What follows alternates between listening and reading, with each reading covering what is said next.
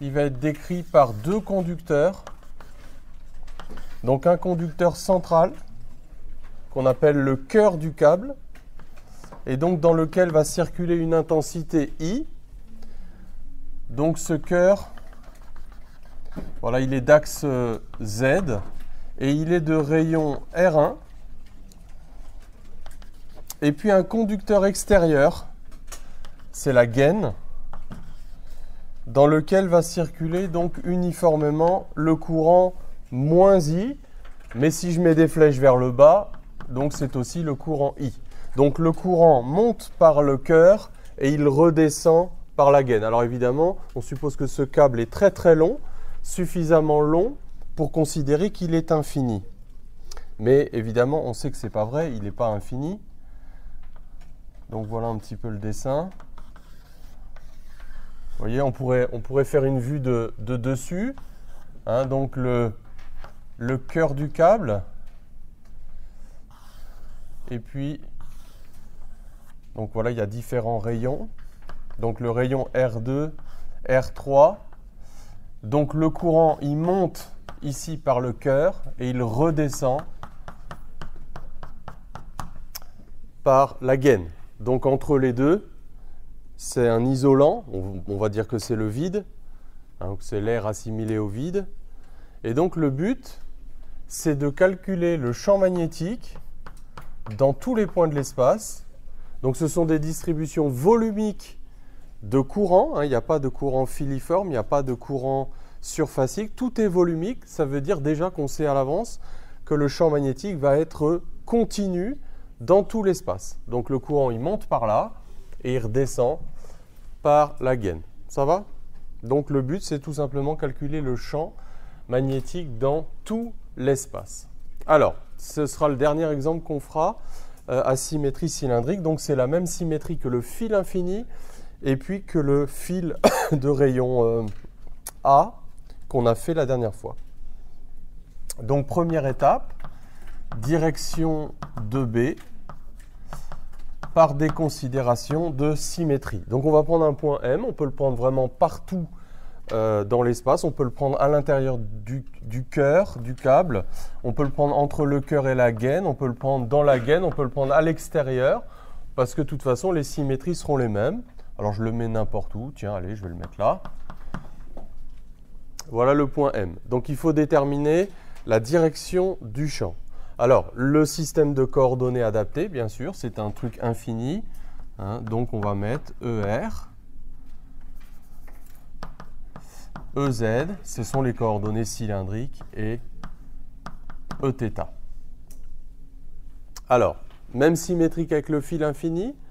Donc, il nous faut des plans de symétrie. Alors, qu'est-ce qui est mieux? Je vous rappelle, pour le champ magnétique, c'est trouver des plans de symétrie, hein, parce qu'on sait que le champ est perpendiculaire au plan de symétrie, donc c'est plus pratique que les plans d'antisymétrie. Alors on se souvient aussi que c'est tout le contraire du champ E. E appartient à un plan de symétrie, B est perpendiculaire à un plan de symétrie. Mais attention, c'est un plan de symétrie des, je le répète, parce que ça j'ai vu encore hier avec le théorème de Gauss, et il y a encore des gens qui me parlent tout de suite des plans pour le champ, il faut parler des plans pour les sources. Donc un plan de symétrie, ce sera M, ER, EZ. Donc,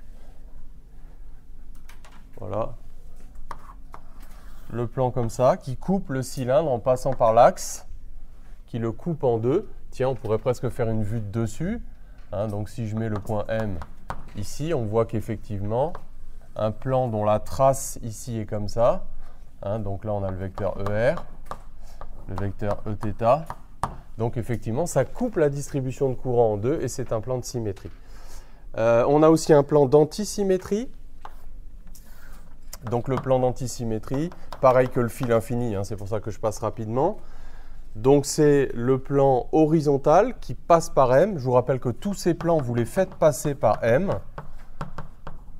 Donc M, ER, Eθ. Je vous rappelle aussi que pour ne pas vous mélanger les pinceaux, est-ce que c'est un plan de symétrie, est-ce que c'est un plan d'antisymétrie?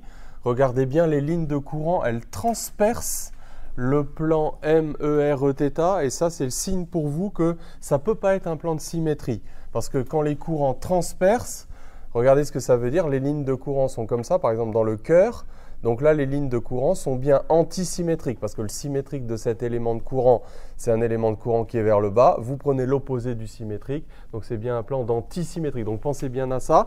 Quand les lignes de courant transpercent, ça ne peut pas être un plan de symétrie. Donc B, il est perpendiculaire au plan de symétrie et il appartient au plan d'antisymétrie. Ça, c'est du bonus. Il suffisait de connaître un plan de symétrie. Donc être perpendiculaire au plan MER, EZ, c'est être parallèle à Eθ. Donc voilà pour la direction de B. Il est parallèle à Eθ. Maintenant, la dépendance de la norme de B. Donc B dépend de R θz en coordonnées cylindriques. Le fil est infini, donc la distribution de courant est invariante par translation le long de Z. Je ne l'écris pas, vous pouvez le noter. Invariance par translation le long de Z. Invariance des courants. Attention, ne me parlez pas du champ, mais parlez-moi bien des sources du champ qui ont des conséquences sur le champ. Si vous dites le champ est invariant parce qu'il est invariant, vous n'avez rien démontré. C'est en invoquant les invariances des sources que vous pouvez en tirer des conséquences sur le champ. On est bien d'accord. Ne confondez pas la fin et les moyens. Sinon, vous faites une lapalissade. Donc, le champ dépend de R, mais il est dirigé selon le vecteur Eθ. Donc, B en M est de la forme. B bar, on met une mesure algébrique là aussi parce que, a priori, on ne connaît pas son sens. Donc B bar de R, Eθ. Donc on parle bien des invariances des sources du champ. Les courants sont invariants par rotation autour de l'axe Z et les courants sont invariants par translation le long de l'axe Z. Donc la norme du champ le sera elle aussi. On énonce le théorème d'Ampère.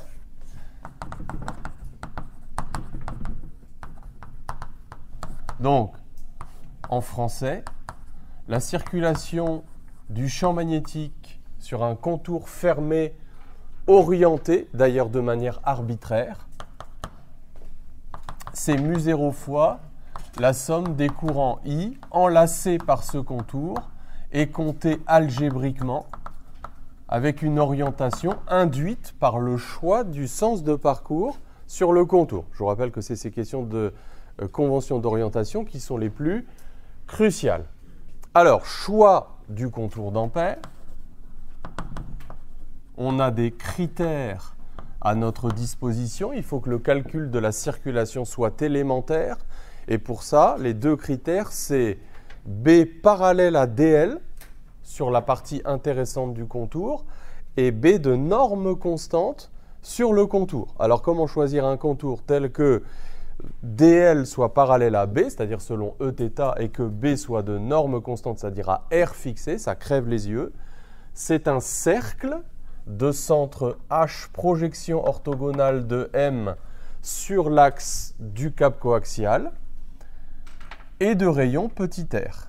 Donc le contour d'Ampère, il est comme ça.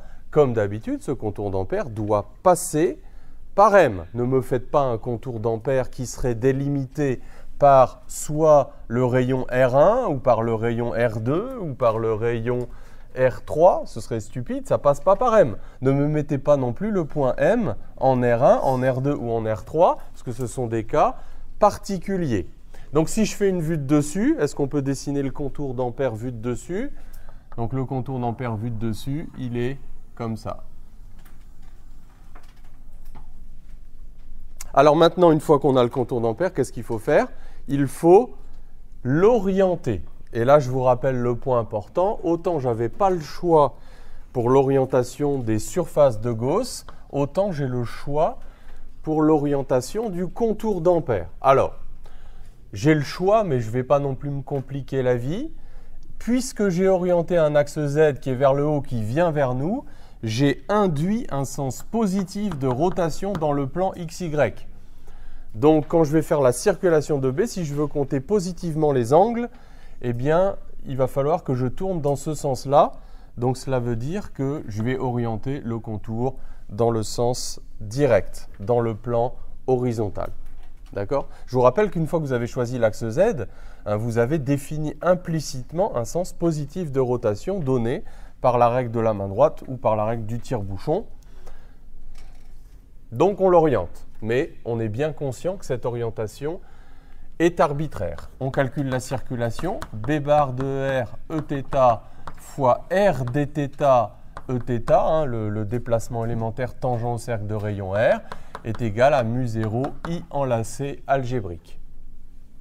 Donc Eθ scalaire Eθ, ça fait 1. B bar de R, je peux le sortir de l'intégrale, et R d'ailleurs aussi, puisque je travaille à R fixé sur le cercle de rayon R.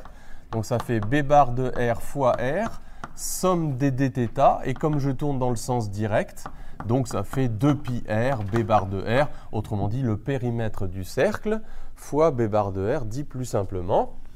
Et donc ça fait mu0i. Alors c'est maintenant que les choses sérieuses commencent, parce qu'évidemment, de la même manière qu'avec le théorème de Gauss, les choses sérieuses commençaient quand on discutait de Q1, et bien maintenant on va discuter du courant enlacé par le contour d'Ampère. Et là vous voyez qu'il y a plusieurs cas. Qu'est-ce qu'il y a comme cas tout de suite à distinguer? Petit r plus petit que R1, petit r compris entre R1 et R2, petit r compris entre R2 et R3, petit r plus grand que R3. Donc tous ces cas, il va falloir les distinguer. Le calcul de la circulation, remarquez bien, il est le même pour tous ces cas. Qu'est-ce qui va changer? C'est le courant enlacé, c'est lui qu'on va maintenant déterminer. Donc il y a, je dirais, 1, 2, 3, 4 zones différentes. Donc il y a 4 situations différentes. Alors, premier cas, R plus petit que R1. N'hésitez pas si vous avez des questions. R plus petit que R1. Donc, allez, je dessine un contour d'Ampère à l'intérieur. Ici, je suis dans le cœur du fil, dans le cœur du câble. Et donc, le point M, évidemment, il est sur le contour d'Ampère. Quelle est la question que je dois me poser? Est-ce que vous vous en souvenez? Donc, en théorème de Gauss, c'était où sont localisées les charges qui sont à l'intérieur de la surface de Gauss. Il faut que je sache où elles sont pour pouvoir les calculer. Ici, c'est où sont localisés les courants qui transpercent la surface qui s'appuie sur le contour d'Ampère. Donc déjà, il faut que je localise la surface qui s'appuie sur le contour d'Ampère. Donc elle est là, cette surface. C'est le disque de rayon petit r. Non pas de rayon R1, mais de rayon petit r, parce que je dois m'appuyer sur le contour d'Ampère. Et où sont localisés les courants? En gros, est-ce qu'il y a des courants sur toute cette surface? La réponse est oui. Alors comment est-ce que je vais les calculer? Je suis un peu embêté, parce que moi, ce qu'on m'a dit, c'était que sur la surface de rayon R1, j'avais un courant I. Alors comment est-ce que je vais pouvoir calculer les courants qui transpercent le disque de rayon petit r? Alors là, il faut revenir à ce qu'on appelle le vecteur J, le vecteur densité volumique de courant. Et c'est lui qui va être notre intermédiaire. Donc vous voyez, dans des cas simples comme ça, on ne va pas forcément vous le donner. Donc c'est à vous de l'introduire et de dire, je vais définir le vecteur J qui est uniforme sur le cœur du câble. Vous voyez, J, il est comme ça. Et c'est à vous de l'introduire. D'accord? Donc, I, ça va être le flux du vecteur J à travers le disque de rayon petit r. Autrement dit, pour faire simple, ça va faire pi r carré fois J. En enlevant les flèches, en effectuant le produit scalaire, la surface du disque. Alors, il y a quand même un truc important à vérifier. C'est quoi? C'est le signe. Pourquoi est-ce que je l'ai compté positivement, le I enlacé? Eh bien, parce que ayant orienté le contour dans ce sens-là, j'ai orienté ds vers nous, c'est-à-dire collinéairement au vecteur J, et donc je le compte positivement. Ça va pour tout le monde? Alors maintenant, que vaut J? Alors pour trouver J, la norme de J, c'est très simple, ce sera toujours pareil. Eh bien, vous raisonnez sur la totalité du cœur, c'est-à-dire sur le disque de rayon grand R1. Alors oui, j'ai noté I comme ça, c'est pas tout à fait exact. Ça, c'est pas le I total, c'est le I enlacé. Là aussi, quand on note ça, c'est le I enlacé, c'est pas le courant total. Hein, donc là, c'est un I enlacé. Si je veux avoir le courant I total, évidemment, ce que l'énoncé appelait le courant I, il faut que je travaille sur le disque de rayon R1. Donc j'aurai, vous voyez, J, petit j, c'est le courant total dans le cœur du câble divisé par pi R1 au carré. Donc ça, je peux le réinjecter ici. Alors là, on va voir une petite manip qu'on a vue aussi avec le théorème de Gauss. Hein, c'est le fait que le courant qui va traverser le disque de rayon R, évidemment, il est proportionnel au courant total qui traverse le disque de rayon R1. Hein, et on va avoir un quotient ici qui va apparaître. Regardez, en remplaçant J par I total dans le cœur divisé par pi R1 carré. Donc ça va faire pi sur pi, hein, je l'écris quand même, R sur R1, le tout au carré. Donc R sur R1, le tout au carré. Donc vous voyez que c'est assez pratique de l'écrire comme ça, parce que quand petit r vaut R1, vous retrouvez que le courant enlacé vous redonne le courant total dans le cœur du câble. Donc c'est assez élégant, hein, faites-le comme ça. Ce sera vraiment apprécié comme petite initiative de la part des examinateurs. C'est très beau. Donc vous réinjectez ça maintenant dans le théorème d'Ampère, très simple. R plus petit que R1, donc la circulation du champ, c'est très simplement la norme du champ, enfin la valeur algébrique du champ multipliée par le périmètre du contour d'Ampère, est égale à mu0, alors on n'oublie pas mu0, grand I, petit r sur R1 au carré.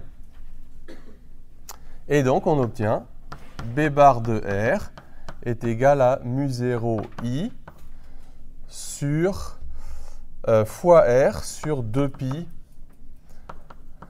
R1 au carré. Donc, on voit que le champ à l'intérieur, il augmente de façon linéaire. Bon, est-ce que ce calcul est différent du calcul qu'on avait fait pour le fil tout seul? C'est-à-dire quand il n'y avait pas le... Hein, on a fait un calcul volumique, on a fait le fil filiforme, mais on a fait aussi le fil avec un certain rayon. Regardez, est-ce que finalement ce calcul est influencé par le fait qu'il y a un courant qui redescend par la gaine du câble? Ben, quand on prend le théorème d'Ampère, tout ce qui compte, ce sont les courants enlacés qui transpercent la surface qui s'appuient sur le contour d'Ampère. Autrement dit, qu'il y ait des choses à l'extérieur de ce contour ne nous importe pas. Autrement dit, ce calcul, on l'a déjà fait. Hein, c'est exactement le même. Alors, on avance. Donc pour l'instant, c'est des révisions. R compris entre R1 et R2, donc dans l'espace entre le cœur et la gaine. Alors là, qu'est-ce qui va se passer? Qu'est-ce qui va changer? Très simple là aussi, regardez le dessin. Si maintenant le point M est entre R1 et R2, j'aime bien la vue de dessus, hein, parce que je trouve que sur la vue de dessus, on voit encore mieux. Donc j'oriente toujours le contour dans le même sens. Le point M, il est là. Quelle est la question qu'on se pose? Où sont localisés les courants qui transpercent la surface qui s'appuie sur le contour d'Ampère? Est-ce qu'il y en a jusque petit r? On voit que non, on voit que les courants s'arrêtent en grand R1. Et que l'intensité totale, c'est l'intensité qui traverse donc le câble parcouru par l'intensité I. Conclusion, c'est encore plus simple. Hein, donc on aura 2pi r B bar de R est égal à mu0 I total dans le cœur. Et donc on aura B bar de R est égal à mu0 I sur 2pi R.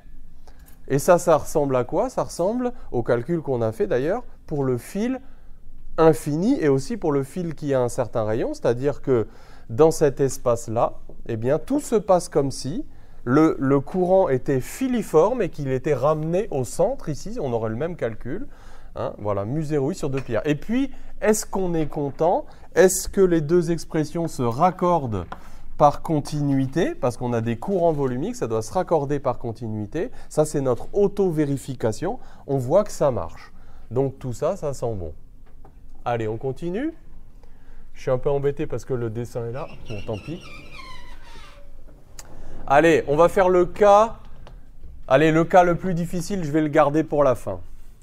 Le cas le plus difficile, c'est quand on est entre R2 et R3. Je vais tout de suite faire R plus grand que R3. Allez. Alors, si R est plus grand que R3, regardez ce qui se passe. Je refais un petit dessin. Donc, le courant, il monte par le cœur, I total, et il redescend. Donc, moins I, il redescend par la gaine. Rayon R1 du cœur, rayon R2 intérieur de la gaine, rayon R3 extérieur de la gaine. Et maintenant, je prends le point M carrément à l'extérieur du câble. Et je mets le point M sur le contour d'Ampère. Et je suis en train d'appliquer le théorème d'Ampère ici comme ça. Alors, qu'est-ce que ça va faire? Que vaut I enlacé? Que valent la somme des courants? Que vaut la somme des courants qui transpercent la surface qui s'appuie sur le contour d'Ampère? Algébrique. Regardez. Il y en a combien? Il y a I qui monte, mais il y a I qui redescend. Donc, qu'est-ce que ça fait? I moins I, ça fait 0. Voilà, ben c'est fini. Donc, conclusion. 2 pi R, B bar de R est égal à 0. Donc, B bar est égal à 0. Autrement dit, le champ magnétique à l'extérieur du câble est nul. Allez, on a gardé le meilleur pour la fin. Donc, c'était peut-être pas très logique de le faire en dernier, mais bon. R compris entre R2 et R3. Le dessin est indispensable, hein. Alors, je vais faire un dessin spécial pour ce cas-là. Donc, I, ici, monte dans le cœur. Ici, on a R2. Donc, par expérience, hein, c'est un exercice très classique. C'est ce cas-là qui pose le plus de difficultés. Donc, on va essayer de bien le regarder. Parce que c'est ce cas-là qui pose le plus de difficultés à tout le monde. Donc, je dessine le contour d'Ampère. Le point M sur le contour d'Ampère. Alors, comme toujours, hein, le contour d'Ampère, ce n'est pas le cercle de rayon R1, ce n'est pas le cercle de rayon R2, ce n'est pas le cercle de rayon R3, hein, mais c'est le cercle de rayon petit r. Quelle est la question que je me pose? Alors là, elle devient vraiment cruciale. Si vous ne vous la posez pas correctement, si vous ne vous posez pas les bonnes questions, vous n'aurez pas les bonnes réponses. Ça, c'est sûr, hein. Alors, regardez bien, la question, c'est quoi? C'est où sont localisés les courants qui transpercent la surface qui s'appuie sur le contour d'Ampère? Où est-ce qu'ils sont? Alors, je regarde mon contour d'Ampère et je regarde les courants qui sont enlacés par ce contour et la surface qui s'appuie sur ce contour. Ils sont où les courants qui transpercent? Il y a le courant total du cœur. Je peux assurer, si vous voulez, la surface qui s'appuie sur le contour d'Ampère. C'est le disque de rayon petit r, évidemment, comme depuis le début. Donc, il y a I total, mais ce n'est pas tellement ça la difficulté. La difficulté, je la vois, la difficulté. La difficulté, c'est ce courant-là, qui est compris entre R2 et petit r. Et oui, parce qu'avec mon contour d'Ampère, je n'englobe pas complètement, comme je l'avais ici, I moins I. Vous voyez, là quand j'étais à l'extérieur du câble, j'englobais tout. Mais maintenant, je n'englobe pas tout. Alors, comment je vais faire pour calculer ce courant? Eh bien, même méthode que ce que j'ai utilisé ici. Qu'est-ce que j'ai fait? J'ai introduit un J. Alors, la question que je me pose, c'est est-ce que le J qui monte dans le cœur, c'est le même J au signe près qui descend dans la gaine? Est-ce que c'est le même en norme? Qu'est-ce que vous en pensez? Est-ce que je peux reprendre le J que j'avais calculé là, c'était bien pratique, et dire, ah ben je vais reprendre le même J, puis boum, je le mets là. Vous en pensez quoi? Non? Hein? Guillaume, pourquoi? On n'a pas les mêmes surfaces. Alors, qu'est-ce qu'il faut faire exactement? On va mettre un J', vous êtes d'accord, qui est vers le bas. et on va calculer J'. Donc on avait, bon, le courant I total, là on n'a même pas besoin d'introduire un vecteur J. Par contre là, maintenant on a un J' qui est vers le fond. Alors comment calculer J'? La norme de J', qu'est-ce qu'on va dire en norme? Le courant I total qui redescend, non c'est ce dessin-là qu'il faut regarder, enfin ce dessin-là aussi, mais le courant I total qui redescend, il est réparti sur la surface de la couronne comprise entre le rayon R2 et le rayon R3. Autrement dit, je peux dire que J', on va travailler en norme directement. J' multiplié par la surface de cette couronne. Alors attention, la surface de cette couronne, je peux vous dire ce que ça n'est pas, parce que très souvent les étudiants disent que ça fait pi fois R3 moins R2, le tout au carré. Ben, c'est très faux. Hein, pourquoi c'est très faux? Parce qu'il faut faire pi fois la surface du disque extérieur moins la surface du disque extérieur. Et R3 moins R2, le tout au carré, c'est pas pareil que R3 au carré moins R2 au carré. Donc faites très gaffe, c'est un peu stupide, mais voilà. Donc c'est ça. On est bien d'accord? Et ça fait donc I en valeur absolue. Hein, on travaille là en norme en valeur absolue. Eh bien j'ai J'.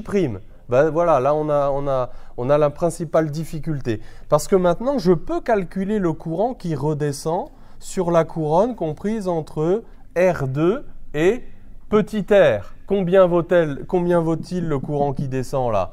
Donc j'aurai théorème d'Ampère, 2πr b bar de r, la circulation c'est toujours la même, égale mu0 I. Donc je compte positivement le courant qui arrive par le cœur du câble, mais je vais compter négativement le courant qui repart entre R2 et petit r. Et que vaut-il ce courant?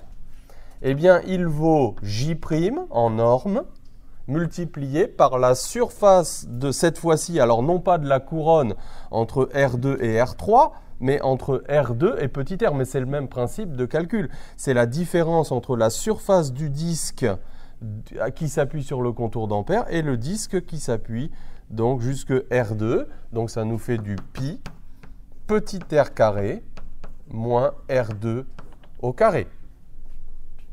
Est-ce que ça va pour tout le monde? Et ensuite, qu'est-ce que je fais? Facile, je reprends J' et je le réinjecte là-dedans parce que c'est moi qui ai introduit J'. Vous voyez, donc ça, ces petites initiatives-là, c'est à vous parfois de les prendre. Bon, ça dépend des énoncés, bien sûr, mais je vais mettre I en facteur tout de suite. Donc 1 moins, donc quand je vais remplacer J', les pi vont se simplifier. Donc petit r carré moins R2 carré divisé par R3 carré moins R2 carré. Alors vous voyez bien les signes, hein? Vous comptez positivement ce qui se transperce dans le sens plus et négativement ce qui transperce dans le sens moins. Allons jusqu'au bout des simplifications. Vous voyez, vous ne pouvez pas laisser un truc comme ça. Hein, il faut aller jusqu'au bout. Donc mu0 I, donc vous réduisez au même dénominateur. Donc ça va faire R3 carré moins petit r carré sur R3 carré moins R2 carré. Est-ce que ça va? Est-ce qu'on a bon? Est-ce qu'on a bon? Eh bien, on le saura peut-être en regardant. Ah oui, alors d'abord, oui, il faut que je divise par 2πr.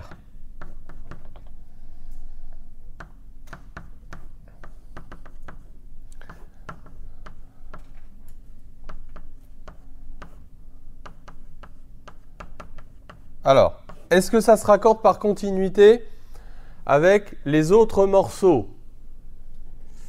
Suspense.